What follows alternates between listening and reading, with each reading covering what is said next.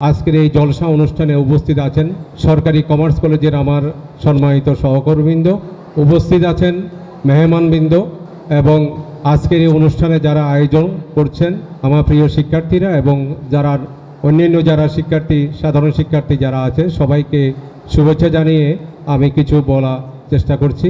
আমরা জানি জুলাই বিপ্লবের পর থেকে আগস্ট পর্যন্ত দীর্ঘ সময়ে, এই সময়ের মধ্যে প্রায় হাজার এই দেশের ছাত্র জনতা প্রায় 1000-এর মতো ছাত্র জনতা নিহত হয়েছেন, শহীদ হয়েছেন। আমি বক্তব্য শুরুতেই সেই সকল শহীদদের প্রতি গভীর শ্রদ্ধা জানাচ্ছি, তাদের আত্মার মাগফিরাত কামনা করছি। আর যারা আহত হয়ে আছেন, কষ্ট পাচ্ছেন, আল্লাহর কাছে প্রার্থনা করি তারা দ্রুত আরোগ্য লাভ করুক, সুস্থ জীবনে ফিরে আসুক, এই প্রার্থনা করছি। আর ছাত্রছাত্রীর উদ্দেশ্যে আমি দুটি কথা বলি। আমরা এক নতুন বাংলাদেশের স্বপ্ন দেখতে একত্রিত হয়েছি। যে বিপ্লব আমাদের মধ্যে আমরা দেখেছি, যে তার একটাই উদ্দেশ্য ছিল নতুন বাংলাদেশের গড়ার প্রত্যয় নিয়ে আমরা এগিয়ে যাব।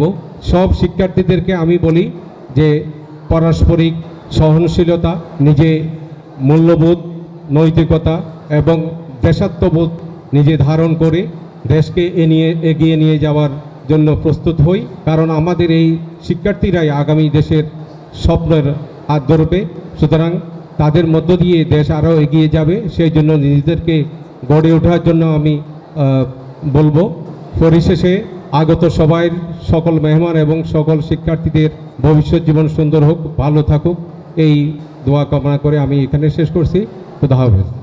এই সাংস্কৃতিক অনুষ্ঠানটা, যে জলসা অনুষ্ঠান আমরা ছাত্ররা আয়োজন করেছে, শৃঙ্খলাভাবে সুন্দরভাবে যথাসময়ে শেষ করার জন্য বিনীত অনুরোধ করছি এবং এই অনুষ্ঠানের শুভ উদ্বোধন ঘোষণা করছি।